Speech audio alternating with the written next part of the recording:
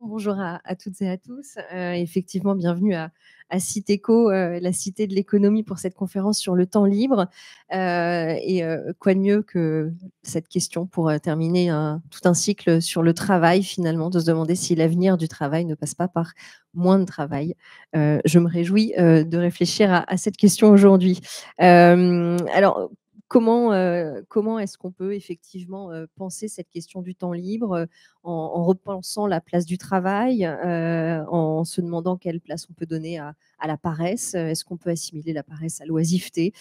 Comment est-ce qu'on peut se laisser du temps? Comment est-ce qu'on peut essayer de reconquérir son temps aussi? Parce qu'on est nombreux à dire que nous n'avons pas le temps. C'est ce qu'on va voir tout ça donc avec nos deux invités que je vais vous présenter. Jean-Miguel. Je vais dire Jean-Michel à peu près toute la conférence et je vais essayer de dire Jean-Miguel. Je vais y arriver, mais je pense que je ne vais pas y arriver. Donc, je vous préviens déjà, Jean-Miguel Pire, bonjour. Vous êtes sociologue, vous êtes historien, vous êtes chercheur à l'École pratique des hautes études et vous êtes l'auteur de Otium, l'Otium du peuple à la recherche du temps libre. C'est aux éditions Sciences Humaines, c'est paru l'année dernière et vous aviez déjà écrit Otium, art et éducation, démocratie, cette fois-ci chez Actes Sud en 2020. Et puis Céline Marty, bonjour. Vous êtes docteur en philosophie, vous êtes spécialiste d'André Gorz et vous êtes auteur de Travailler moins pour vivre mieux. Là, c'est chez Duno, c'est sorti en 2021 et vous vous intéressez à toutes les transitions écologiques du travail.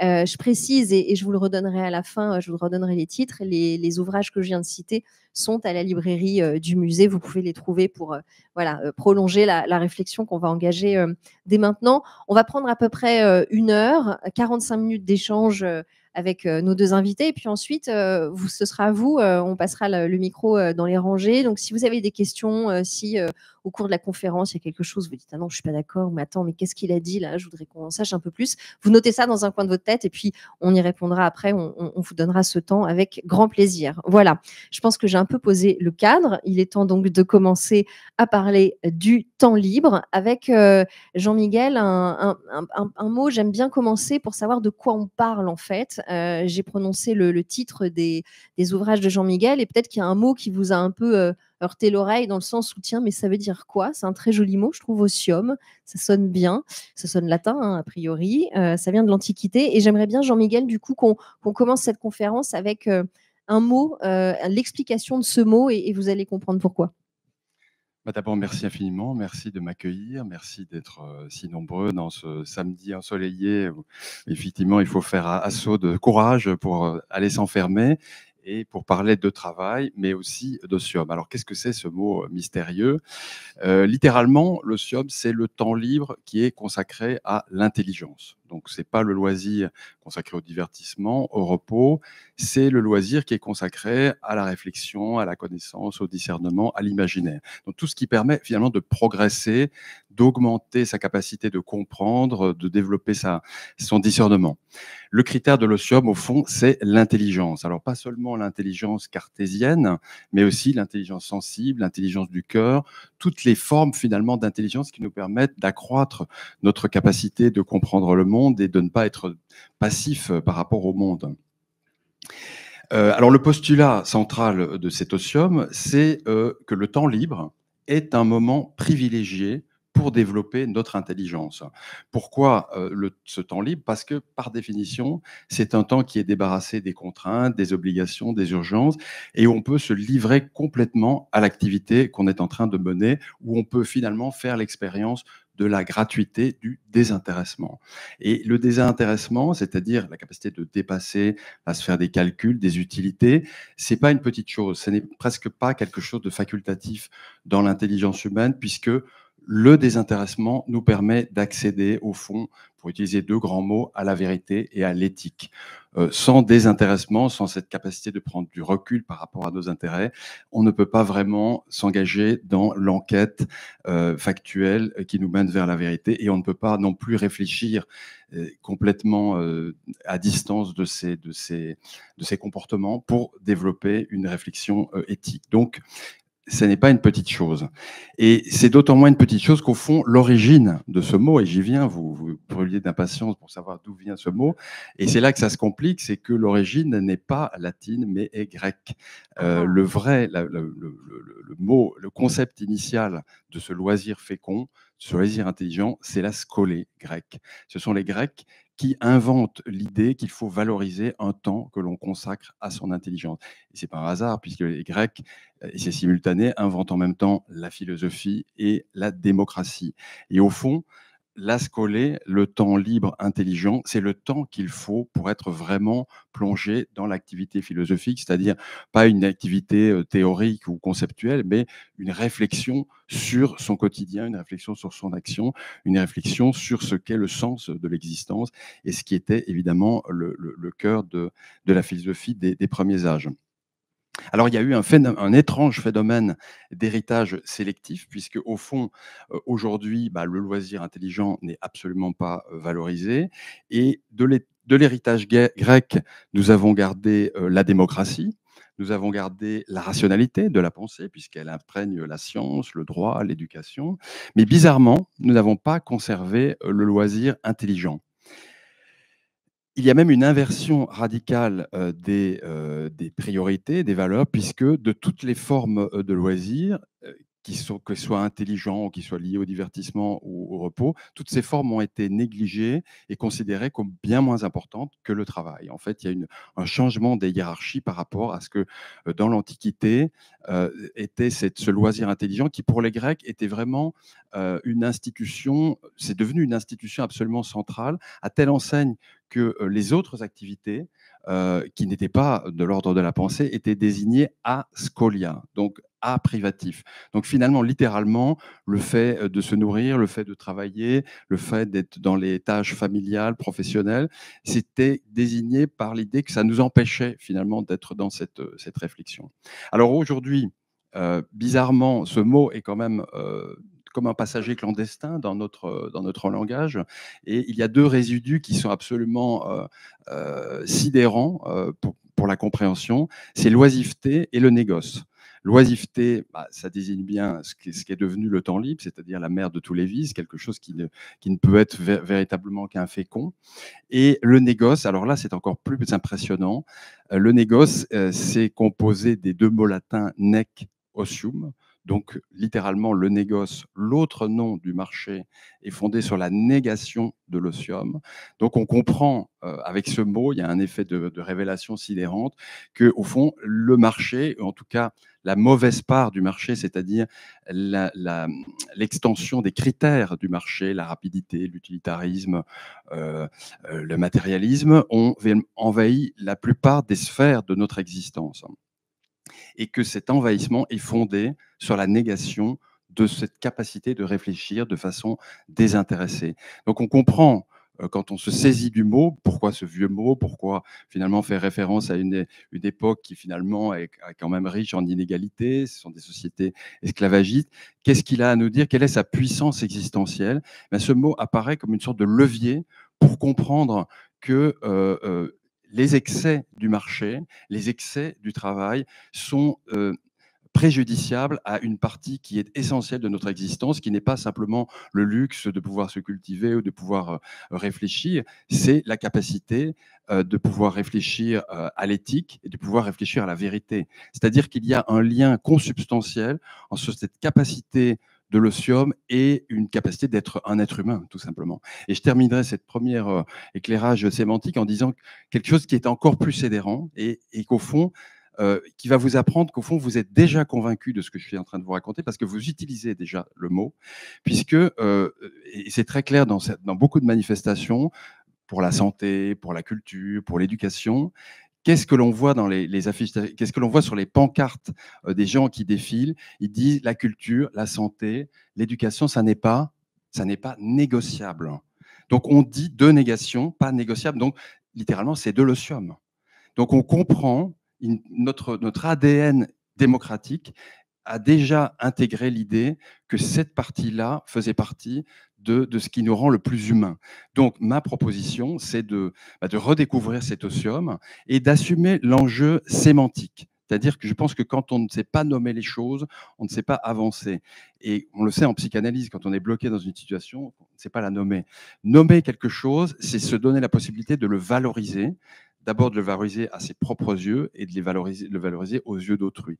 Donc, utiliser ce mot otium, c'est déjà rebattre les cartes d'une société qui est dominée par les valeurs du marché, pas seulement parce qu'on a envie de paresser, parce qu'on a envie de ne rien faire, ce qui est tout à fait légitime, mais aussi, peut-être surtout, parce que ça renvoie à quelque chose qui nous rend profondément humains. Et on voit bien, et les dernières semaines nous l'apprennent, un monde qui renonce à cette dimension-là est un monde qui renonce au fond, au fondement de la rationalité, même dans les meilleures démocraties, est un monde qui devient dominé par les rapports de force. Parce qu'au fond, l'histoire humaine nous montre qu'il n'y a pas 50 alternatives. C'est soit la rationalité, le respect des valeurs humaines, soit le rapport de force, la prédation, la domination brutale.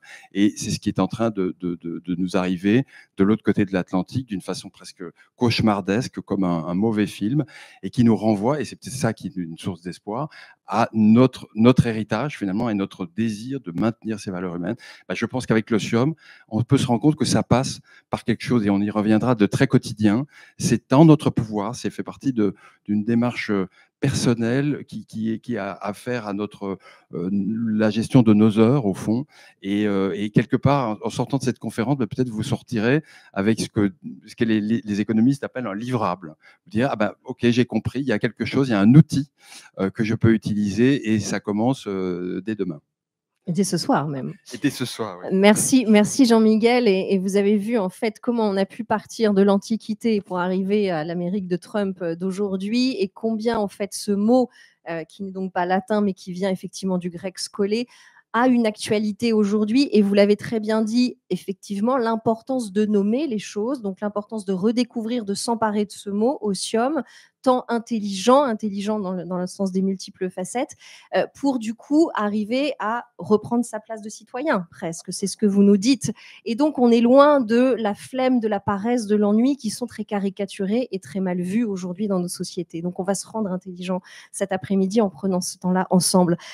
Céline Marty, je me tourne maintenant vers vous, et vous allez nous éclairer d'une façon complémentaire, en fait, ce concept de temps libre. J'ai dit tout à l'heure que vous étiez spécialiste d'André Gorz, et là aussi, j'aimerais que vous nous définissiez un petit peu, pas définir d'ailleurs, mais que vous nous rappeliez pourquoi André Gorz a pu vous inspirer pour écrire ce livre Travailler moins pour mieux vivre. En quoi, en fait, peut-être un mot de sa pensée, et puis en quoi il a pu inspirer votre réflexion. Oui, bonjour et merci pour l'invitation et cette occasion de vous parler aujourd'hui. Je suis tout à fait d'accord avec tout ce qui vient d'être dit sur l'otium et le temps libre, et je ferai le lien avec André Gorz, qui est donc un philosophe du XXe siècle, qui est né en 1923, qui meurt en 2007, donc qui a vu aussi advenir certaines tendances de nos sociétés, notamment la marchandisation de nos loisirs, la marchandisation de notre temps, la société de service où on se fait livrer des choses dans tous les sens, et où on paye même des gens pour balader notre chien. Donc tout ça, ce sont des phénomènes que Gorz a commenté, anticipé aussi dès les années 80.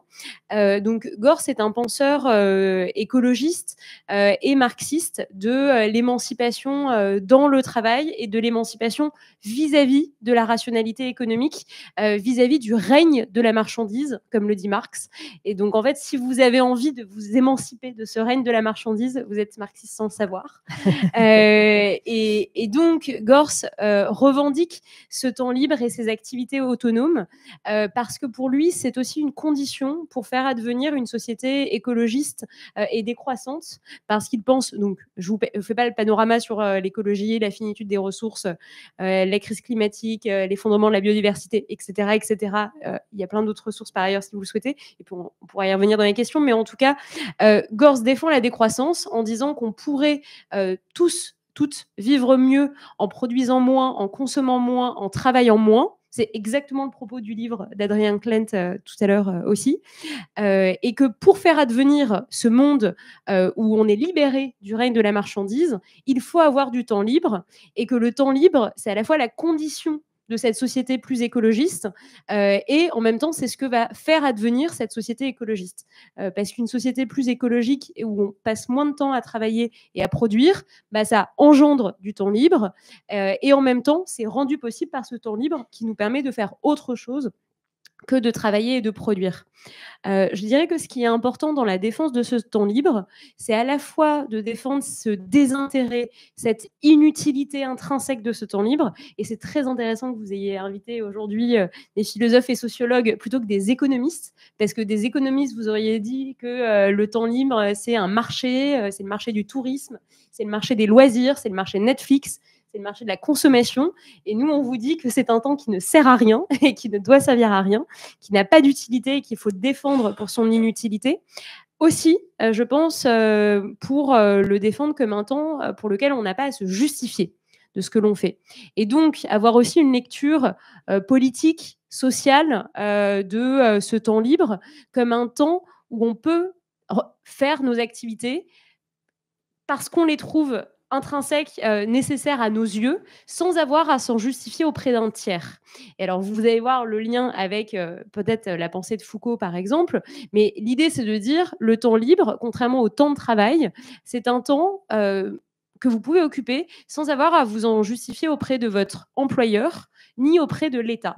Et c'est la grande différence avec la gestion de votre temps de travail, où quand vous voulez passer, par exemple, à mi-temps, vous devez demander l'autorisation à votre employeur, c'est encadré par le droit, c'est si vous avez un enfant de moins de 8 ans, si vous avez un mandat politique, etc.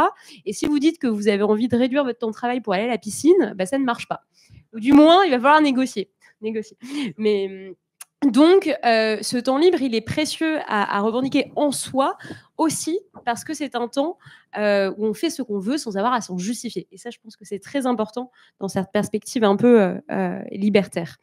Donc, Gorz s'oppose vraiment à cette marchandisation du temps libre, à cette extension infinie de la consommation qui vise en fait à nous capter du temps de cerveau disponible. Et finalement, qu'est-ce que les médias aujourd'hui, si ce n'est ça, capter du temps de cerveau disponible pour nous vendre des marchandises. Ça, c'est aussi ce que font les réseaux sociaux. Hein. Au début, c'était simplement poster des photos et puis maintenant, c'est avoir des publicités dans chacun des posts que l'on voit. Et donc, je pense que c'est important de défendre ce temps libre pour son inutilité, mais aussi en le pensant comme opposé à la consommation, opposé à la marchandisation. En fait, avoir une sorte d'usage anticapitaliste de ce temps libre et antidisciplinaire. Merci Céline Marty. Vous voyez maintenant les enjeux écologiques et politiques qu'on a ajoutés à cette définition et ce mot d'inutile qu'on va aller creuser. On vous a promis un livrable, donc on va rentrer dans des exemples concrets pour que vous puissiez dès à présent revendiquer ce côté marxiste dont nous a parlé Céline Marty à l'instant. Peut-être que je vais vous lire justement un extrait de ce livre d'Adrien Klentz, donc qui sera donc en rencontre après nos invités et qui s'appelle Paresse pour tous, où il parle justement de ce que c'est que la paresse par rapport à cette non-marchandisation de notre temps.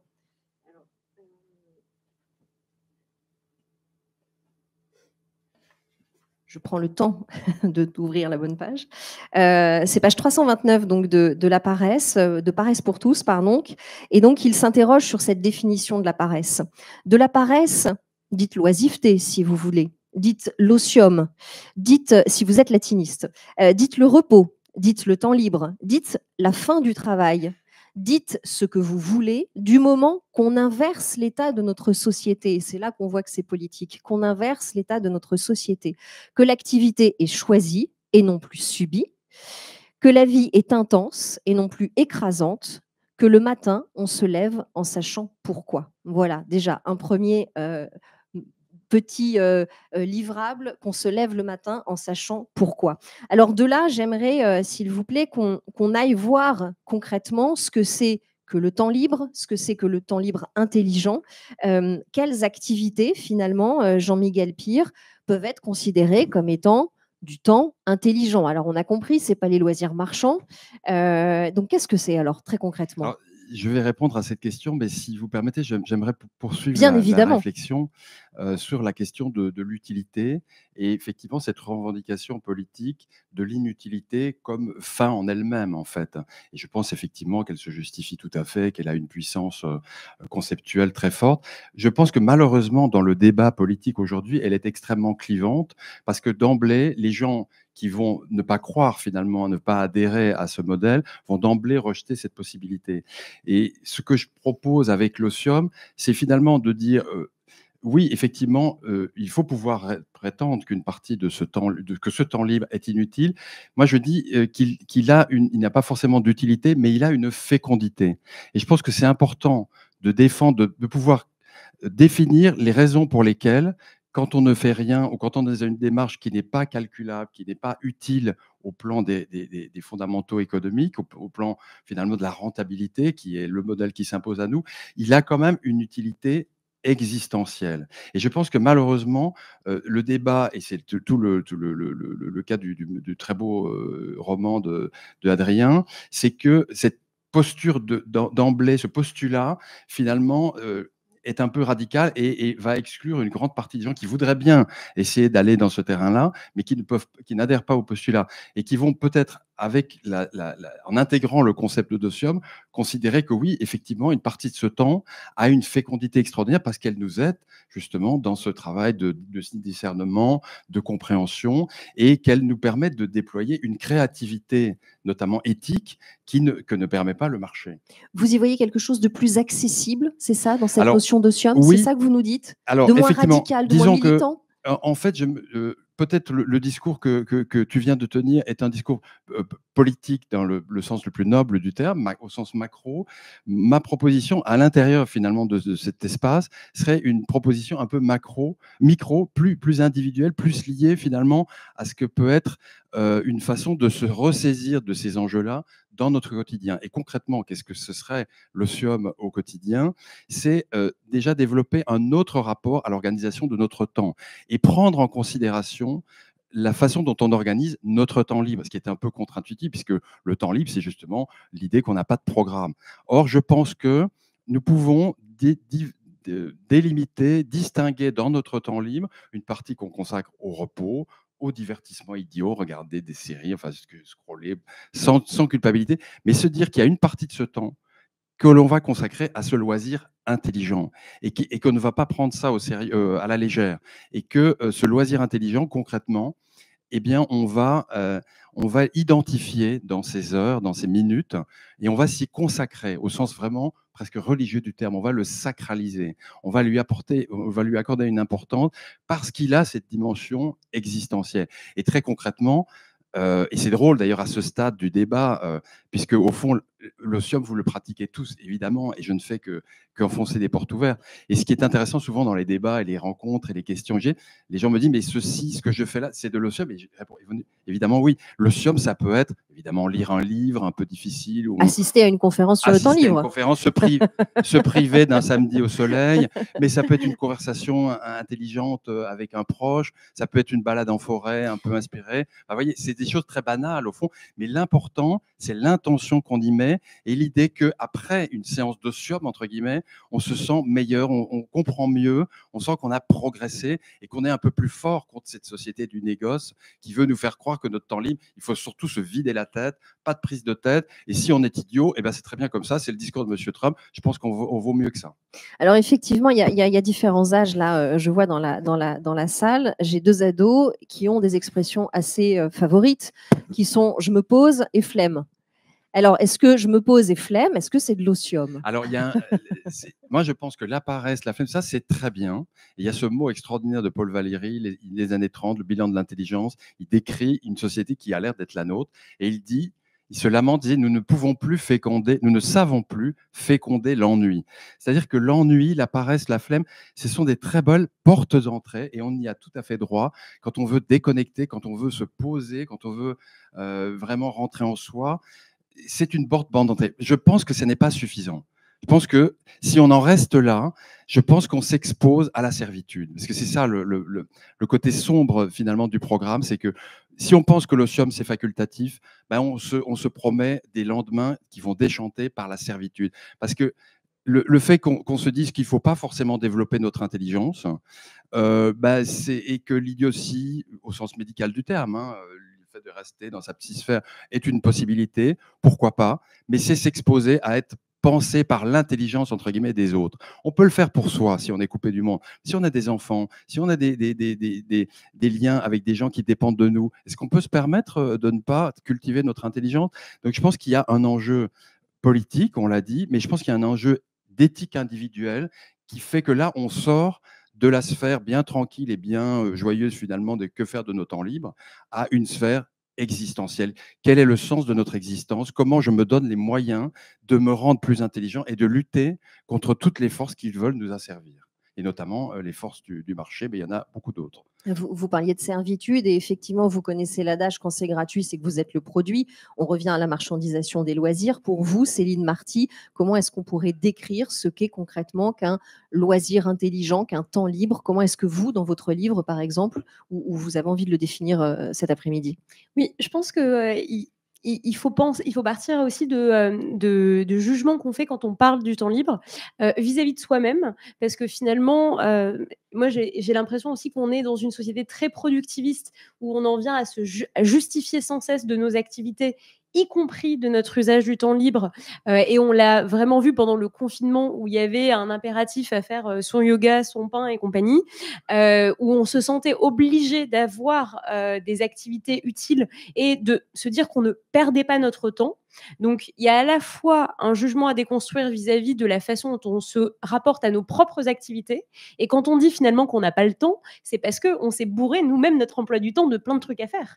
Parce qu'on a prévu telle ou telle chose. Donc, finalement, c'est d'abord un rapport à soi et une déconstruction de nos propres activités au quotidien pour se reposer la question des priorités. Et la citation d'Adrien Klent est intéressante, de savoir pourquoi on se lève. Mais en même temps, je pense que l'étape d'après, c'est aussi de savoir qu'on peut se poser des questions sur pourquoi on se lève, plutôt que de savoir automatiquement pourquoi on se lève. C'est un peu quand on se lève dans sa journée de boulot, on sait qu'il faut y aller. Mais avoir le luxe de se poser des questions existentielles et de douter, ça, c'est la philosophie. Et ça, c'est finalement ce vertige de pourquoi on est là, pourquoi on a envie d'occuper notre temps et notre courte existence sur Terre. L'autre question, c'est pourquoi juge-t-on le temps libre des autres? Parce que quand on parle de paresse, de flemme, etc., souvent, c'est pas tellement qu'on se bat la coulpe, c'est plutôt qu'on juge les autres. Et pour vous le faire de façon militante, etc., dans l'espace politique actuel, quand on entend parler de la paresse et de la flemme, ce sont plutôt les classes aisées sur CNews qui vont se moquer des classes populaires et de ce qu'elles vont faire de leur temps. Moi, quand j'ai parlé de mon livre dans différents médias, on m'a souvent dit le problème, c'est que si on donne plus de temps libre aux pauvres, ils vont aller chez McDo et au centre commercial. Donc, ce jugement classiste sur le présupposé que les pauvres ne savent pas quoi faire de leur temps libre, alors que les plus aisés savent lire un bouquin, ce présupposé, il amène à se dire qu'on préfère que les pauvres soient au boulot plutôt que chez McDo.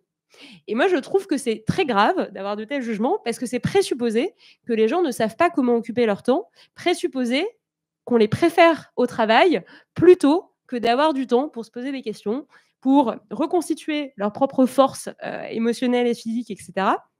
Et surtout pour s'organiser collectivement et politiquement. Et dans les conseils de lecture que je voudrais vous donner aujourd'hui, je vous conseille notamment David Graeber, qui est un anthropologue qui a théorisé les bullshit jobs, et l'interprétation, l'analyse qu'il fait de l'existence des bullshit jobs dans notre société capitaliste néolibérale, c'est de dire que ces emplois existent pour occuper les gens plutôt que de libérer collectivement du temps libre à tout le monde. Plutôt que de mieux partager les tâches réellement nécessaires, on préfère occuper les gens avec des tâches un peu absurdes ou qui ne servent qu'une partie de la société, plutôt que de donner du temps libre aux gens, parce qu'on sait que ce temps libre, c'est une ressource émotionnelle, c'est une ressource psychique, c'est une ressource sociale, c'est une ressource politique. Et on a peur de ce que les gens feraient de ce temps libre, notamment en fait les classes les plus populaires aussi. Et donc je pense qu'il faut revendiquer aussi ce temps libre dans ce rapport de force qui en fait existe aujourd'hui et qui explique pourquoi on juge certaines activités comme étant nobles ou non.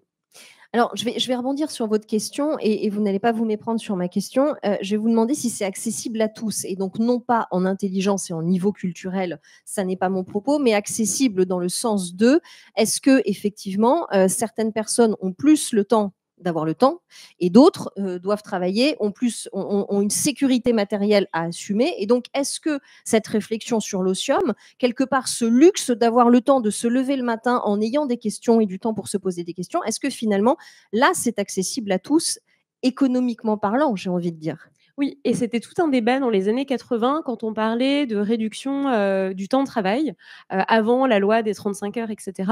Et l'argument que prenait André Gorz quand il défendait l'autogestion du temps, la réduction du temps de travail et le fait de décorréler la protection sociale dans l'emploi à vie et à temps plein, l'argument de Gorz, c'était de dire que l'usage du temps libre, les classes les plus aisées, les bourgeois tels qu'ils les appelaient à l'époque, l'avaient déjà. Parce que par les professions libérales, notamment d'avocats, de médecins, ces personnes-là avaient déjà l'autogestion de leur temps en pouvant choisir leurs horaires, en pouvant partir en week-end, etc. Et qu'en fait, ce droit au temps libre, ce droit à l'autogestion du temps, c'était un privilège à l'époque et qu'il fallait l'étendre, en faire un droit pour tout le monde. Donc en fait, de dire que certaines personnes l'avaient déjà et que l'enjeu, c'était de le partager et de le rendre accessible à tout le monde. Et dans les années 80, il y avait toute une réflexion sur l'occupation de ce temps libre et sur les outils à fournir pour occuper ce temps libre. Et c'est notamment une époque de la politique culturelle où on finance des musées, où on finance des bibliothèques municipales, des équipements sportifs, des cinémas, des radios associatives, etc. Et donc toutes ces activités culturelles qui ont pour but de faire autre chose que des marchandises.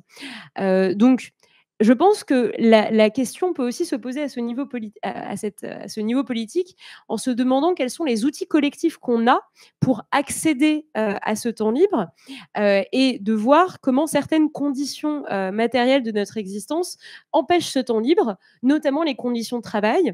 Et d'une certaine façon, aujourd'hui, en permettant avec le droit du travail de travailler le dimanche, d'avoir des commerces qui sont ouverts le dimanche, ce faisant, on prive certaines personnes de ce repos et aussi du temps libre qui va avec. Donc, il y a des conditions de travail aujourd'hui, que ce soit le travail en horaire décalé, que ce soit les emplois du temps, les emplois du temps à temps partiel, mais en fait qui sont très fragmentés. C'est le cas, par exemple, pour les personnels d'entretien, y compris à l'Assemblée nationale. Ça, c'est le film, par exemple, de François Ruffin, Debout les femmes, qui montre que ces femmes de ménage, elles ont 2 heures de ménage tous les matins. Et donc, à la fin, ça ne fait pas un temps plein, mais en fait, elles sont immobilisées tous les matins, tous les soirs de leur journée, finalement. Donc, la façon aussi de compter dans le temps de travail actuellement avec ces contrats courts et ces contrats à temps partiel subis, ce sont des freins à un usage à la fois au temps libre et même au repos, on pourrait dire. Est-ce que vous voulez réagir, oui. Jean-Miguel Pierre, Alors, effectivement, la question de l'accès à ce temps libre intelligent suppose d'avoir comblé les besoins matériels. Quand on est dans une situation d'urgence, de détresse, évidemment, la réflexion même sur ce temps libre intelligent peut paraître insultante.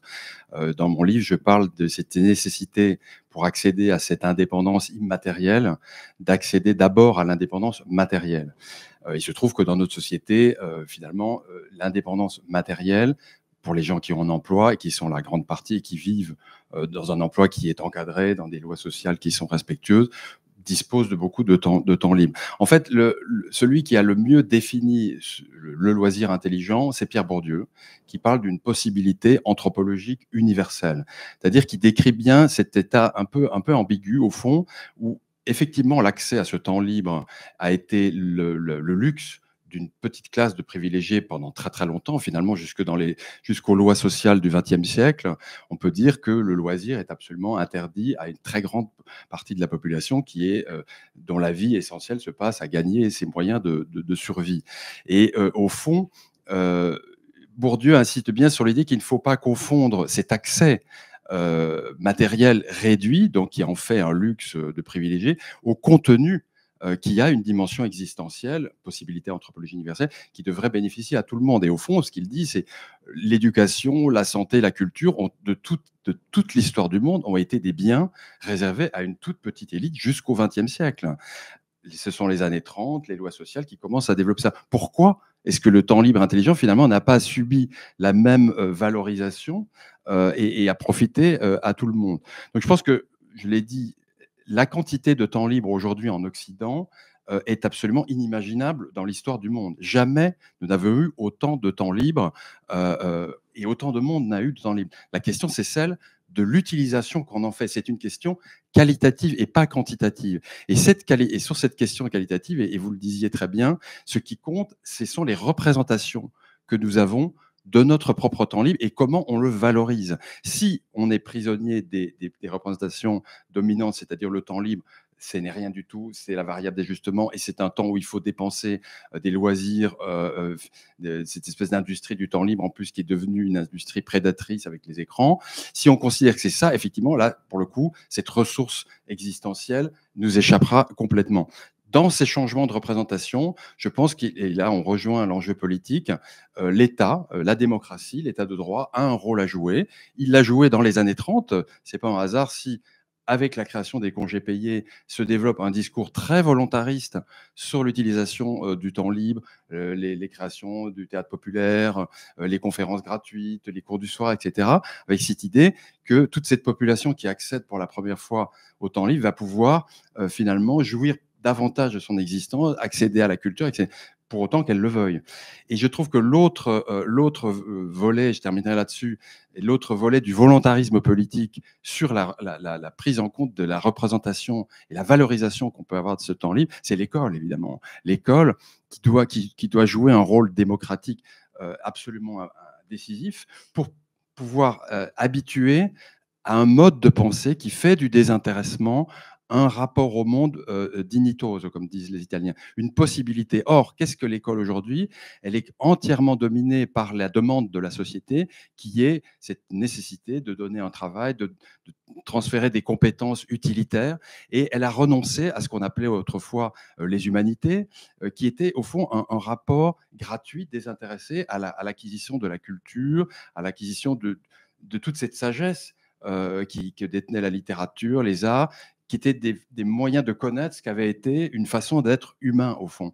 Et en éliminant toute cette partie-là, à des motifs vertueux qui étaient de donner un métier, on a finalement retiré cette possibilité de penser un rapport désintéressé au réel.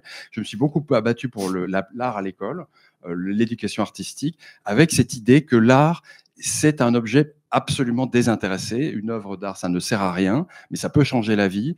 Et habituer des enfants, quelle que soit leur origine sociale, à pouvoir dialoguer avec une œuvre et à se dire qu'ils peuvent changer leur regard sur le monde et accéder à ce désintéressement, c'est agir directement, c'est offrir un levier pour que dans son fort intérieur, dans son libre arbitre, on intègre ce mode de pensée désintéressé et qu'on n'ait plus peur à un moment donné de dire ben oui, mon temps libre, il est à moi, j'en fais ce que j'en veux. Et il se trouve que ce que j'en veux, ça me permet d'avoir un meilleur rapport au monde, d'être une meilleure personne avec les autres, d'avoir plus de discernement. Et donc, cette paresse-là, elle est féconde et c'est une résistance politique.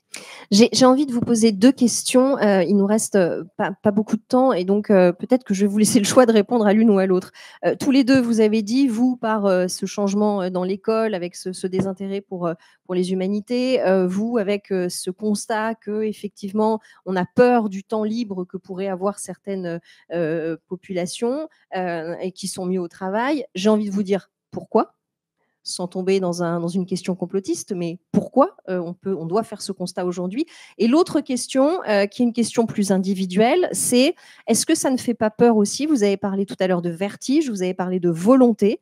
Est-ce qu'il y a aussi un côté assez volontariste qui demande une discipline d'aller vers ce temps libre intelligent et non pas simplement ce temps libre oisif? Donc, est-ce que ça ne demande pas aussi, vous parliez de changement de paradigme, mais est-ce que ça ne fait pas peur aussi d'aller vers cette nouvelle manière d'appréhender son temps libre? Voilà, ces deux questions pour terminer en conclusion. Oui, alors pour commencer sur la question politique, oui, la thèse de David Graeber avec laquelle je suis d'accord, c'est que le fait de ne pas laisser de temps libre aux gens, c'est une façon de mieux discipliner la population. Nietzsche dit aussi que le travail, c'est la meilleure des polices, parce que ce faisant, on va automatiquement reproduire le monde avec la fonction sociale dans laquelle on est. C'est la roue du hamster. Et tout ce qui perturbe la roue du hamster, finalement, est à un moment de surprise et qui fait peur aussi. Et je pense que le Covid, l'arrêt des habitudes, l'arrêt des automatismes, l'arrêt du quotidien, le fait de se reposer des questions, de se demander ce que sont les métiers essentiels ou non, finalement, ça vient perturber cette discipline sociale-là.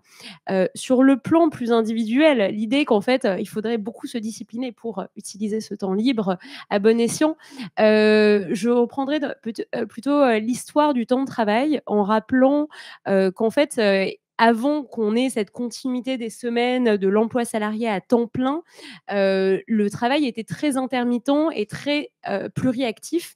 Les gens avaient plusieurs tâches qui leur permettaient d'accéder à des revenus. Et il y avait aussi beaucoup de fêtes. Et là, une fameuse fête, c'était la Saint-Lundi. Et donc, il y avait beaucoup de fêtes, ce qui veut dire aussi que toutes ces fêtes, toutes ces traditions culturelles, c'était des façons de faire perdurer des traditions culturelles de certains groupes, d'exister ensemble, d'avoir une existence sociale collective, etc.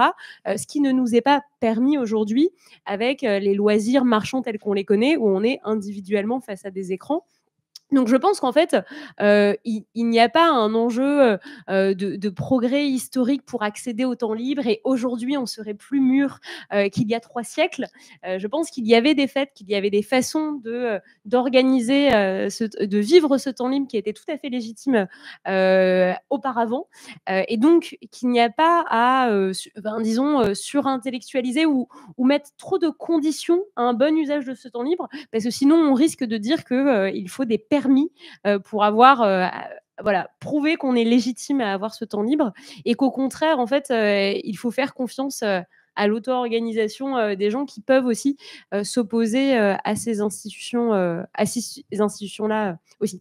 Merci Céline. Jean-Miguel. Alors pourquoi finalement cette importance du négoce, ce poids? En fait, le négoce, au fond, dans l'histoire du monde, il est aussi une source de pacification. Le commerce, c'est ce qui va se substituer à la guerre et ce qui va finalement apporter beaucoup de prospérité. Donc la présence du commerce, le poids du négoce est aussi à considérer dans cette dimension-là. Il y a un effet de pacification et d'accès à la prospérité matérielle qui peut expliquer finalement son avantage. Le problème, c'est qu'on voit bien, bon, je l'ai dit, c'est l'excès des valeurs du commerce qui envahissent toute nos représentations, mais c'est aussi le développement depuis quelques années d'un commerce qui n'est pas indifférent, qui est le commerce de notre temps libre, qui est le commerce de notre temps de cerveau disponible, avec les écrans. Les écrans qui sont vraiment une façon de prédation de ce qui nous permet justement de réfléchir. Donc là, il y a une menace sur notre capacité de réfléchir minimale qui s'accroît de plus en plus et qui rend de plus en plus nécessaire l'idée d'organiser la façon dont on envisage nos loisirs et se dire que rester devant un écran passif alimenté par des contenus qui sont abétissants n'est pas indifférent sur notre capacité de réfléchir même à notre quotidien et je n'en parle même pas, à agir en citoyen. Donc je pense qu'il y a aussi un phénomène alors plus personnel qui est une sorte de fatigue d'être intelligent. C'est vrai que ça demande de l'énergie, c'est plus facile finalement d'adhérer à des programmes tout faits, à des propositions qui sont déjà rédigées, donc qu'on vous présente comme très intelligentes, très puissantes. Le succès des religions dans l'histoire du monde s'explique largement comme ça. Les religions répondent à des enjeux moraux, à des questions éthiques toutes faites qui défatiguent l'individu de devoir réfléchir à ses propres comportements. Et on voit bien que aujourd'hui, le retour des religions correspond à une espèce de fatigue de l'intelligence. Donc, revenir à cette origine de l'osium, c'est aussi accéder à ce que Michel Foucault appelait le souci de soi, quand il étudie finalement à la fin de sa vie, et qu'il revient à cette pensée antique et qu'il va beaucoup aborder la question de ce loisir intelligent. Le souci de soi, il le dit, c'est une ascèse. c'est un travail sur soi, c'est une énergie qu'il faut développer. Alors, elle ne doit pas occuper tout l'espace de la conscience, mais il faut la voir en horizon comme une sorte de condition pour ne pas, et je l'ai dit tout à l'heure, ne pas tomber dans la servitude. Donc, j'entends tout à fait votre discours sur effectivement l'idée qu'il faut pouvoir défendre le temps libre et la paresse en eux-mêmes sans devoir le justifier. Mais je pense que si on veut consolider le discours politique, il faut ne pas négliger cette réflexion existentielle qui place l'individu, le temps dont il dispose et la capacité qu'il a dans ce temps libre, désintéressé, d'accéder au meilleur de son discernement et finalement au meilleur de sa façon de se défendre par rapport à une société fondée sur l'égos. Je pense que tout encouragement qui va dans ce sens-là est au service de ce discours politique, mais aussi donne un moyen très concret à nos contemporains qui peuvent être accablés finalement, parce que effectivement, ces discours politiques très volontaristes, ils sont bien quand on a les moyens, quand nous sommes des intellectuels, nous sommes rémunérés, nous n'avons aucun souci, nous pouvons réfléchir je pense que quand on n'est même pas dans l'urgence, mais dans une situation plus étroite économiquement, ce rapport à la réflexion, elle paraît comme un luxe. Donc, je pense que mon propos peut aider à nos contemporains à se dire que c'est peut-être un luxe qu'il faut gagner, mais c'est un luxe qui nous permet de gagner en émancipation. Et les deux, finalement, sont complémentaires. Ils agissent à des niveaux différents, mais je pense qu'on aurait tort de les ignorer. Moi, j'aurais tort d'ignorer le discours utopique qui est un horizon tout à fait humain et souhaitable, mais il ne faudrait pas, aujourd'hui, dans la situation où on est, qui ne changera pas, dans l'espace politique qui on est, où même si on imagine on crée un revenu universel du jour au lendemain, peut-être que ce serait effectivement, ça répondrait à beaucoup de ces enjeux politiques, mais ce revenu universel, il est d'une fragilité absolue, il peut être défait par le prochain gouvernement qui arrive. Et que fait-on des gens qui n'auraient connu que ça? Donc, voilà, je pense qu'il faut tenir les deux fers au feu, et je pense que c'est ces deux dimensions-là qui permettront peut-être de changer les représentations. Merci beaucoup à tous les deux pour cette conversation et vous voyez tout l'enjeu politique de cette question du temps libre. Je vous propose maintenant d'écouter vos questions et d'y répondre. Aurélie a le micro. Donc on peut vous passer, voilà, vous nous faites signe. Monsieur? Oui, bonjour, merci pour cet exposé fort intéressant. J'ai du mal à me repérer en fait sur la sémantique de ce qu'est le temps libre et de ce qu'est le travail. En ce sens que d'un côté, vous semblez donc dire que le temps libre, c'est on n'a pas de compte à rendre à l'État ni à un employeur, que en fait le travail il est plutôt calé sur une société marchande. Mais je me demandais, est-ce que le temps libre, c'est un temps libre économique? C'est un temps libre physique, on n'a pas besoin de calories, de manger. Est-ce que manger, travailler? Si on revient à une société pré-marchande, dans ce cas-là, qu'est-ce que le temps libre quand on est cueilleur-chasseur, cueilleur, ou je prends le paysan d'antan, ou un peintre aujourd'hui, un écrivain, ou encore un auto-entrepreneur? Là, je retourne dans le monde du travail. Donc voilà, cette frontière entre travail, temps libre, quelle est-elle? Est-ce que c'est le fait de tout simplement ne pas avoir de contraintes et disposer de son temps? J'aimerais que vous puissiez m'éclairer un peu sur ces deux notions. Moi, je dirais que le temps libre, c'est dans notre époque contemporaine, s'agissant de la situation de la plupart de nos contemporains qui sont salariés, le temps libre, concrètement, ce sont les congés. C'est-à-dire, c'est le temps dont on dispose et dans le cadre d'une rémunération, donc on va continuer à disposer de ressources, et qui est un temps arbitral, c'est-à-dire un temps sur lequel on n'a pas de compte à rendre. On en fait ce qu'on en veut. Alors évidemment, ce temps libre, il est évidemment soumis à la situation personnelle, c'est-à-dire si on a des enfants, si on a une situation familiale, évidemment qu'une partie de ce temps libre va être absorbée par les tâches familiales. Une partie de ce temps libre va être aussi absorbée par le repos, par les tâches physiques, par les tâches biologiques, et également par le divertissement. Moi, ma proposition est d'identifier à l'intérieur de cette sphère du temps libre un fragment qui s'appellera le temps libre intelligent, et c'est en ça qu'il est finalement, qui peut s'inscrire dans la généalogie de la scolée et de l'osium, c'est-à-dire un temps libre tout à fait arbitral, où on fait ce que l'on veut, mais où on décide de consacrer une partie de ce temps à se rendre plus intelligent, mais au sens le plus large du terme, c'est-à-dire l'intelligence cartésienne, l'intelligence sensible, l'intelligence du cœur, ça peut évidemment être le bénévolat. Le bénévolat est une sorte de façon de développer un rapport désintéressé au réel qui nous fait croître en notre intelligence par rapport au reste de la société. Je pense que voilà, moi je me limiterai à une approche très contemporaine de ce qu'est le temps libre et indexé vraiment sur les congés. C'est-à-dire que je n'envisage cet osium que dans la situation où on dispose des moyens, on dispose d'un salaire et on n'est pas dans l'urgence, évidemment, de devoir consacrer son temps à sa survie. On n'est pas dans un bullshit job, par exemple, où là, l'essentiel de son... Même si on a des congés, l'énergie mentale est absolument absorbée et finalement, même si on a temps libre, on ne sait rien en faire parce qu'on est absolument accablé. Donc, on revient sur cette notion de travail en fait subi, contraint versus le temps libre. Mais alors, par exemple, pour prolonger peut-être cette questionnement, est-ce que quelqu'un qui est artiste, est-ce que c'est un travail ou est-ce que c'est un temps libre intelligent? C'est peut-être aussi la question de monsieur.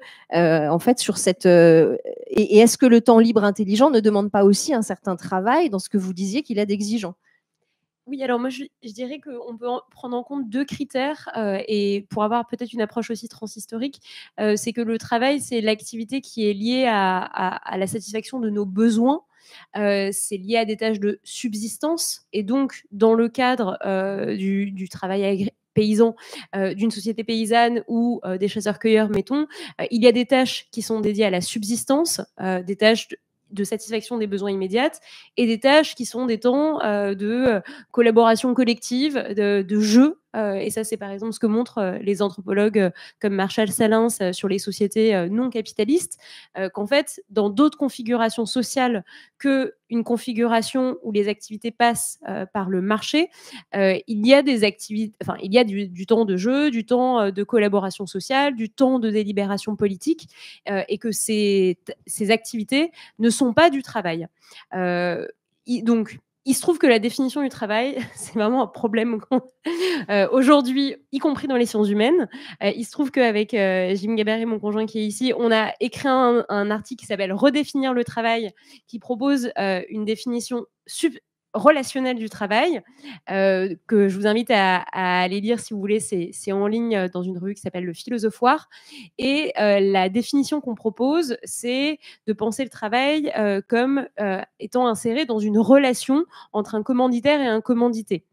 Et donc, toute tâche qui ne relève pas d'une commande n'est pas du travail parce qu'il n'y a pas d'attente de cette activité, parce que cette activité peut être spontanée, peut être désintéressée. Dans le cadre du travail intellectuel, du travail de l'artiste, qui est toujours le cas qu'on nous demande, enfin voilà, comme pour définir le travail, alors que ça concerne quand même une minorité de la population, on pourrait considérer que les artistes, auteurs, intellectuels, etc., sont tout à fait conscients qu'il y a des tâches qu'ils doivent faire aujourd'hui dans le cadre marchand pour subvenir à leurs besoins, parce qu'il y a des tâches qui sont rémunérées et dans le contexte de la précarité de ce travail artistique et intellectuel, ces populations-là sont tout à fait conscientes qu'elles sont payées à l'heure de cours, qu'elles sont rémunérées à telle conférence, à telle tâche, en droit d'auteur, etc.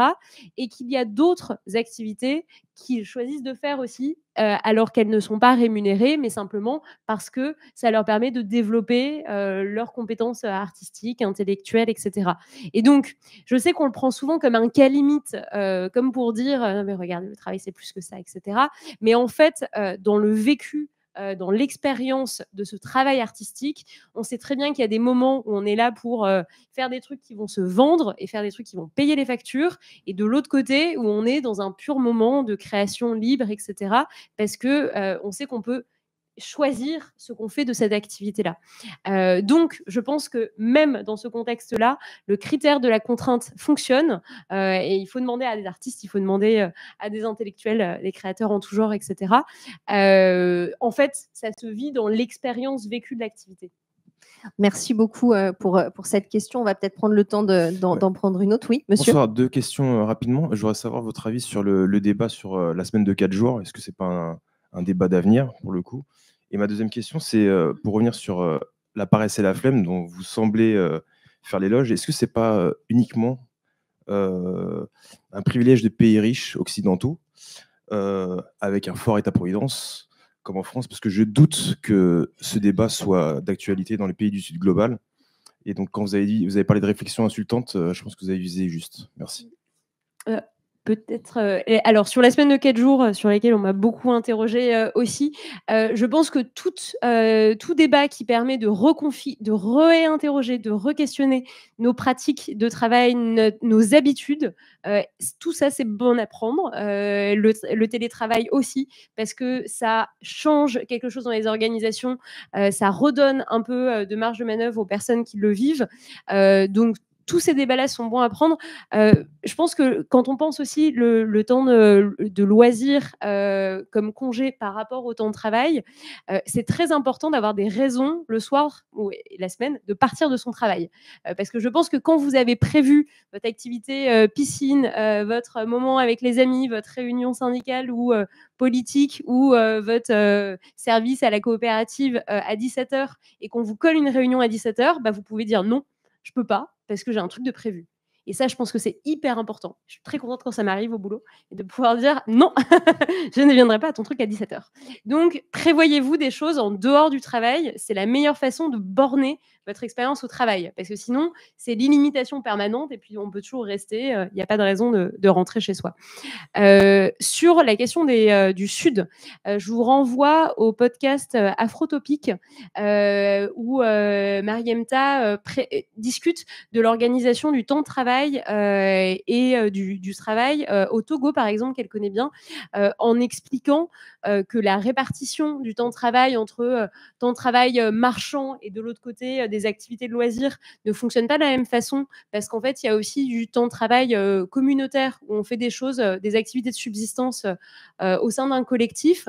Il y a aussi ce temps de travail domestique et où en fait, elle montre qu'on peut tout à fait prendre du temps pour des activités de subsistance en dehors du marché, pour des activités sociales et politiques et culturelles, et que c'est pas seulement un privilège de pays riches, et qu'au contraire, ce sont les pays riches et ce sont les pays colonisateurs qui ont imposé le salariat, le mode de l'emploi à temps plein dans ces pays-là qui n'en voulaient pas.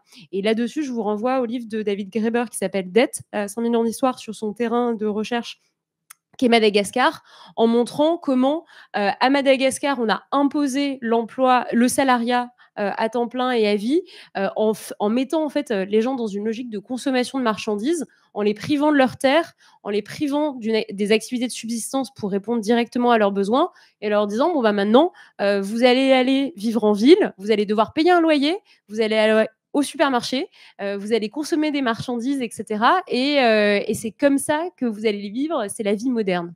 Donc je pense que on a imposé ce mode de vie-là aussi de production et de consommation capitaliste. Jean-Michel Pierre. Miguel, voilà, je l'ai dit. Oui, alors effectivement, le lien entre travail et Osium est absolument intéressant. Et il se trouve qu'après la sortie du premier livre, j'ai été sollicité par plusieurs cabinets de conseil en entreprise sur les questions de RSE et qui s'intéressaient à la question d'Osium, au fond. Et ça paraissait un peu bizarre, puisque effectivement, ça paraît assez antinomique. Et discutant avec eux, ayant eu plusieurs séminaires de réflexion, je m'aperçois au fond que certaines entreprises mesure combien le mode de vie quotidien au travail de beaucoup de salariés devient impossible. Et que l'intégration d'une part de désintéressement dans certaines de leurs activités à l'intérieur du travail salarié peut être une ressource et peut être une façon de peut-être mieux travailler, mais de mieux travailler au sens humain du terme. Donc, finalement, ça m'a amené à évoluer et à me dire qu'au fond, cette question de l'Osium, donc ce rapport intelligent, désintéressé au réel, qui trouve dans le temps libre une expression particulièrement féconde, finalement a vocation à dépasser à dépasser les frontières de ce temps libre et à intégrer toutes les dimensions de notre existence. Et effectivement, une des voies d'amélioration politique, je pense en termes de réforme, serait de favoriser, on le fait avec la RSE, au fond, l'entreprise est obligée finalement d'assumer une part de responsabilité qui ne concerne pas seulement son objet économique, mais son empreinte environnementale, sociale, etc. À l'intérieur même donc d'une législation qui existe, il serait possible d'aider à une prise de conscience de ce que peut être la gestion de son temps qui n'est pas entièrement absorbé par des objectifs quantifiables, négociables, utilitaires, mais qui finalement favorise le rapport intelligent, humain, et qui n'est pas seulement pour favoriser le travail dans l'entreprise, mais qui permet aux salariés aussi de se déployer dans d'autres dimensions. Donc, je pense que tout le monde aurait à y gagner, et je pense qu'on peut le faire à législation constante, mais en progressant justement dans les représentations et en imposant presque en douce un mode de pensée, un logiciel désintéressé, osiomique, qui aurait beaucoup de chances de se développer par ce moyen. Merci. Et j'ajoute à l'intention de monsieur qui a posé la question que cette réflexion sur le débat de 4 jours de travail, vous pouvez, si vous voulez, rester, parce que Adrien Klentz, dans son ouvrage, parle lui carrément de la semaine de 15 heures. Donc voilà, il va en parler. Et donc il le défend effectivement dans son livre. Et on voit même la mise en application de ces 15 heures de travail par semaine. Donc si ça vous intéresse ce débat, je vous invite à rester. On va prendre une dernière question parce que l'heure tourne, madame. Bonjour, merci. Alors, elle est un peu longue, j'espère que ça ira. Dites-nous. Donc, c'est sur les activités en fait, qu'on choisit de faire pendant son temps libre. J'avais une question un peu générale sur comment favoriser que tout le monde profite de son temps libre de façon non consumériste, donc non sans consommation, ou peu. J'avais aussi une question sur est-ce qu'il y a vraiment une opposition claire entre des loisirs, divertissements bêtes et inutiles, et des loisirs conscients. J'ai eu l'impression qu'il y avait une opposition assez claire qui était présentée, mais pour moi, c'est pas si évident que ça. Alors justement, sur cette question-là, effectivement, c'est une question vraiment très importante et qui nous permet d'éviter de tomber dans une position un peu de jugement descendant, en fait. Je pense qu'au fond, l'otium, c'est plutôt une attitude. C'est une attitude critique, intelligente, qui fait son miel de toute situation, au fond. Même une situation qui est loin de ces discernements peut nous aider à croître, à gagner finalement en intelligence. Et je pense qu'il y a des quantités de divertissements qu'on aborde comme des divertissements et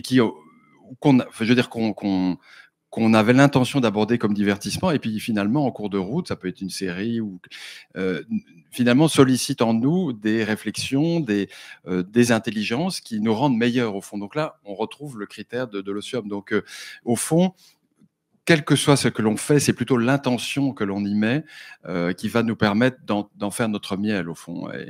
Et voilà, ce qui relativise les choses. Et au fond, on peut être dans l'otium en permanence. C'est simplement, et au fond, l'otium, c'est simplement comment dire, le synonyme de la démarche philosophique, mais dans son sens le plus originel, c'est-à-dire celle qui s'interroge, qui refuse l'approche dogmatique, qui refuse la pensée toute faite, qui pose des questions au réel, qui souhaite accéder à une vérité par soi-même, par l'exercice de sa propre réflexion, qui souhaite finalement, c'est un mot qui revient souvent dans mon travail, c'est qui souhaite être protagoniste, qui souhaite prendre le contrôle de la vie, de son esprit, de sa pensée, et qui ne considère pas que c'est une petite chose, qui comprend que c'est finalement un moteur décisif pour progresser dans l'existence. Et on revient aussi au jugement que l'on met soi-même sur ce temps libre. Et je crois qu'il y a deux choses dans ce que vous venez de dire. Il y a l'intention, donc au départ de cette activité, l'intention qu'on y met, et derrière aussi la sensation que l'on en retire. Et voilà, et ce que vous disiez, on peut regarder une série Netflix d'une manière tout à fait passive, ou regarder une série Netflix et effectivement susciter des questions, et voilà, et donc du coup en ressortir grandi, en ressortir avec plus de conscience citoyenne, c'est ce que vous disiez. Donc en fait c'est très personnel, et ça rejoint aussi ce que vous disiez, Céline Marty, sur le jugement qu'on y met soi-même. C'est ce que vous vouliez compléter. Oui, sur les conditions matérielles pour accéder à cet otium et les conditions collectives. Je pense que c'est assez intéressant de voir, par exemple, en France, le nombre de bibliothèques municipales qu'on peut trouver, y compris dans des toutes petites communes. Et donc, ça dit bien quelque chose que sur tous les territoires, on peut avoir accès à des loisirs de façon non marchande. Et ça, c'est notre force et notre chance des services publics français, et qu'il faut continuer à défendre, d'avoir des institutions qui nous permettent d'occuper notre temps de façon non marchande, sans être dans des logiques d'entreprise privée. Donc, que ce soit par toutes ces institutions culturelles, dont ce musée fait partie aussi, que ce soit par tous ces terrains, même sportifs, ces moyens mis à disposition des associations. Et pour cela, toutes les collectivités locales, les villes, les départements, les régions, etc., ont des moyens pour favoriser cette vie associative locale. Ça peut se faire aussi contre ces institutions un peu de façon plus autogérée, etc. Mais à minima, souvent, il faut quand même accès à un lieu. Donc, avoir accès gratuitement à un lieu pour un collectif, c'est hyper important. Ça permet déjà de se réunir plutôt que d'avoir besoin de payer une salle ou un bar et des consommations, etc. Et donc, tout ce qui permet de se réunir et de mettre en commun, d'avoir des outils collectifs aussi pour satisfaire certains besoins, des outils pour bricoler, pour créer ensemble aussi. C'est aussi une façon de bricoler. Bricoler son vélo, réparer son vélo plutôt que de l'apporter à un réparateur professionnel. Et donc, tous ces outils collectifs sont aussi importants pour mettre ça en commun plutôt que d'être encore dans une logique individuelle où chacun a ses outils de réparation, chacun fait sa cuisine dans son coin, etc. Peut-être que voilà, recréer ce collectif-là et c'est aussi une condition pour avoir une approche collective de l'Otium. Et je vois madame hocher la tête, donc apparemment on lui a donné des clés de réflexion, c'est super. Une dernière question cette fois-ci, il y en a d'autres, on a le temps encore, c'est que je ne sais pas. Ok, monsieur. Oui, merci. Court, on a un peu de temps libre encore. Non, moi la question que me posait un peu toute cette discussion dans son ensemble, c'est j'ai l'impression qu'en fait on est en train de réfléchir à comment se préserver des espaces de liberté dans une société qui fonctionne comme elle fonctionne. Et je me demande si ce n'est pas accepter cette forme d'aliénation qu'il y a par ailleurs dans la société, avec un travail qui parfois n'a plus de sens, comme le dit David Graeber, et que est-ce que finalement la réflexion ne devrait pas plutôt se porter sur comment libérer la vie dans sa globalité, plutôt que libérer un espace-temps dans cette vie aliénée, et donc plutôt d'aller penser du côté justement de transformer le travail pour en faire peut-être, je ne sais pas, un travail libre ou quelque chose d'autre. Mais c'est un peu peut-être ce que vous disiez à un moment. Et c'est aussi une très bonne transition entre cette conférence où finalement vous parliez de petits matins, donc de gestes, de livrables pour commencer à se réapproprier son temps libre, vers une transformation d'un nouveau modèle de société que là, pour le coup, Adrien Klein défend dans Paresse pour tous avec ses 15 heures de travail par semaine où là, il propose effectivement un modèle de société complètement radical. Ça, c'était ma petite transition vers ce qui va suivre et je vous laisse répondre à monsieur sur effectivement, est-ce que la réflexion n'est pas sur ce temps libre ou plus largement sur un nouveau modèle de société?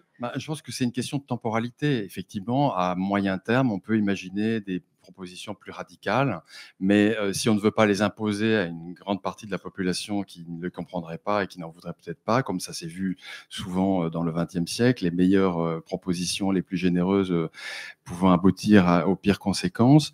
Je pense qu'il faut commencer par ce travail empirique, profond, de modification des représentations, commencer par l'école, commencer à inciter à donner des outils pour une prise de conscience individuelle et déjà organiser le temps libre dont on dispose, quand on en dispose, je pense que c'est souvent le cas, et pour le qualifier, le valoriser et modifier ce rapport facultatif que l'on a à ce temps libre. Et déjà, si on fait ce travail-là, les propositions politiques les plus radicales qui pourront venir trouveront un terrain dans l'opinion qui sera déjà plus favorable. Donc, je serais plutôt dans une question de temporalité. Puis il y a aussi une dimension qu'on oublie souvent, c'est on se fait plaisir en réfléchissant au plan national, mais est-ce qu'une société, et là c'est le débat peut-être avec l'auteur de tout à l'heure, une société qui ferait un changement aussi radical pourrait survivre dans un environnement ne fût-ce qu'européen de pays qui seraient sur des logiciels tout à fait différents.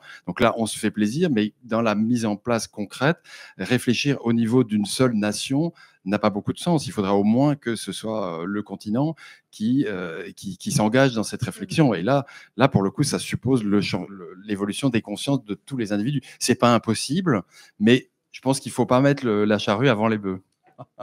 Alors, par contre, on a quand même eu une marge de progression en France parce qu'on est particulièrement fort en présentéisme, alors que même en Pologne, même en Norvège, les gens partent du travail à 17h, vont chercher les enfants. Donc, je pense qu'en France, on peut y aller avant d'avoir des problèmes au niveau européen. Et tout à fait, bien sûr que l'enjeu de reconquête aussi d'autonomie au travail est tout à fait présent, et on peut tout à fait considérer que les deux vont de pair. Parce que c'est aussi parce que vous aurez du temps libre et que vous aurez appris à l'utiliser et à le chérir que vous voudrez partir plus tôt de votre journée de travail. C'est aussi parce que vous aurez ce temps de repos, ce temps de ressources psychologiques en dehors de votre travail, que vous saurez dire non au travail. Et donc, je pense que l'otium et ce temps libre dont on ne rend pas de compte, il est aussi une condition pour reprendre du pouvoir au travail. Parce que si vous n'avez pas ce temps-là, vous êtes complètement happé dans les logiques de travail et dans l'illimitation aussi bien du temps de travail que des commandes de travail. Donc les deux vont de pair. C'était d'ailleurs la thèse de Gors quand il défendait l'autogestion du temps, en disant que c'est aussi comme ça qu'on reprendra du pouvoir sur le travail. Et il citait un collectif qui s'appelle le collectif Adré, qui avait publié en 1977 le livre Travailler 2 heures par jour. Ça va nourrir la discussion de tout à l'heure. Et je vous invite vraiment à aller voir les témoignages de ce collectif. Ce sont des gens qui racontent qu'ils sont passés à mi-temps et que ça a changé leur vie et que plus jamais ils voudront travailler autant. C'est un ouvrier qui pour des raisons de chômage technique, passe à 32 heures plutôt que 42 heures, et qui dit que ça lui a changé sa vie, que ça lui a permis de discuter avec les collègues, de passer du temps avec sa famille, et que plus jamais il voudra revenir en arrière. Je pense que quand vous avez goûté au plaisir d'avoir cette autogestion du temps, d'avoir une vie à côté de votre boulot, vous ne voulez jamais revenir en arrière. Et finalement, toutes les questions existentielles que se posent les jeunes cadres dynamiques en perte de sens les amènent ensuite à changer, à se réinterroger, à changer de métier, etc. Donc ça a des conséquences, en fait. Cet otium, il a des conséquences existentielles qui nous fait ensuite faire d'autres choix. Donc si ça peut accompagner les reconversions, les désertions de tout un milieu professionnel, pourquoi pas. C'est déjà ça qu'on peut prendre dans la situation actuelle. Et une marche vers plus après. Aurélie, y a-t-il encore une question? Oui. Merci de m'accorder la dernière question. Cette fois-ci, c'est bien la dernière. C'est en lien avec ce dont parlait Madame peu de temps auparavant. Les interventions, je vous remercie beaucoup aux intervenants, c'était très intéressant. Je fais partie de ceux qui ont une amplitude de travail de 12 heures et qui ne sont pas pour autant payés en conséquent, en reconversion. Et j'ai beaucoup aimé ce que Céline Marty a dit quant au jugement, en fait, des classes, de certaines classes aisées vis-à-vis de personnes dites pauvres. C'est très caricatural. Parce que je m'y suis reconnue. Et du coup, je me sens d'autant plus probablement potentiellement marxiste et intelligente en venant vous écouter aujourd'hui. Waouh! Et vous m'avez fait penser à un monsieur qui s'appelle Franck Lepage, que certains connaissent peut-être ici, qui a contribué à une forme de déconstruction. Sa première conférence m'avait vraiment marqué, et par rapport aux propos que vous teniez, je trouvais que ça pouvait être intéressant, parce que moi, c'est une vraie question. J'ai envie d'espérer en fait en notre avenir pour éventuellement diminuer les inégalités. Et je reste marquée par sa première conférence parce qu'il a fait interviewer une dame qui s'appelle Geneviève, je ne sais plus comment, si quelqu'un s'en souvient, je serais intéressée de le souvenir, où elle disait, mais monsieur, l'éducation populaire, ils n'en ont pas voulu dans les années 70. Alors au niveau sociologique, au niveau philosophique, je me doute bien que vous connaissez certainement tout ce courant-là. Comment serait-il possible encore de négocier avec les politiques, soyons, allez, un petit grain de folie, pour négocier l'éducation populaire actuellement en France, par exemple?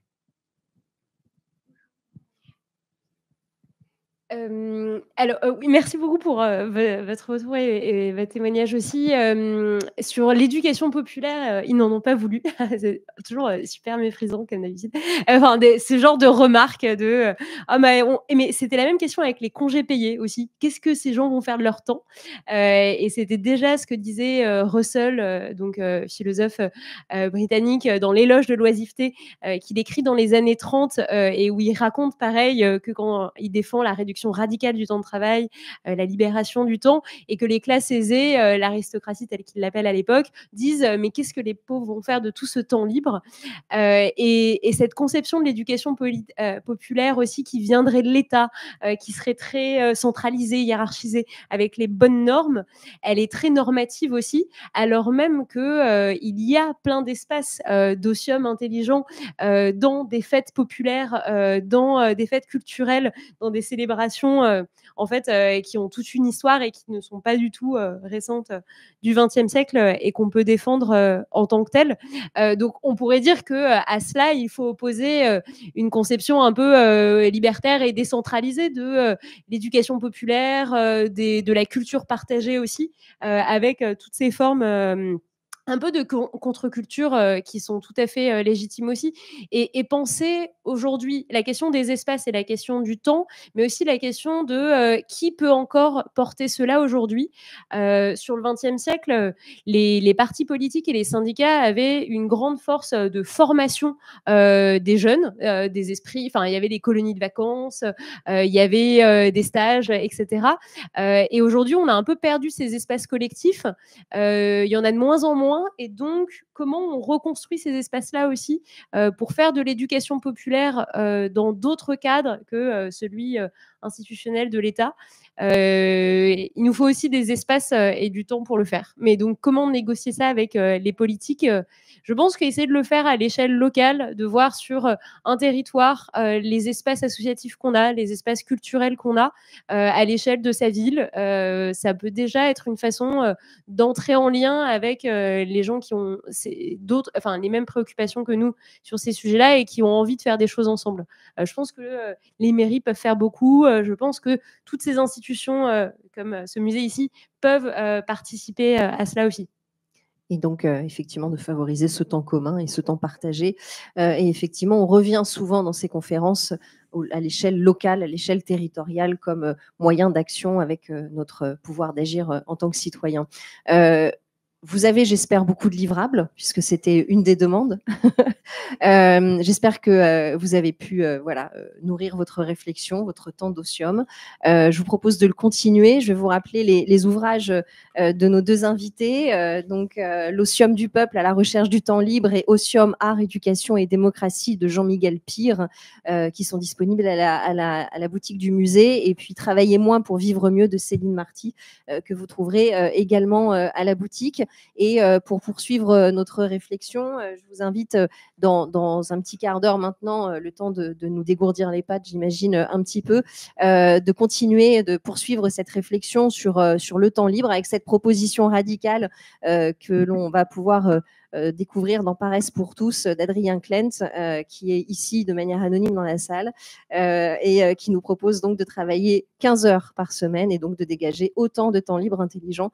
Donc voilà, je vous propose de poursuivre cette réflexion à partir de 16h30, 16h35. À tout à l'heure.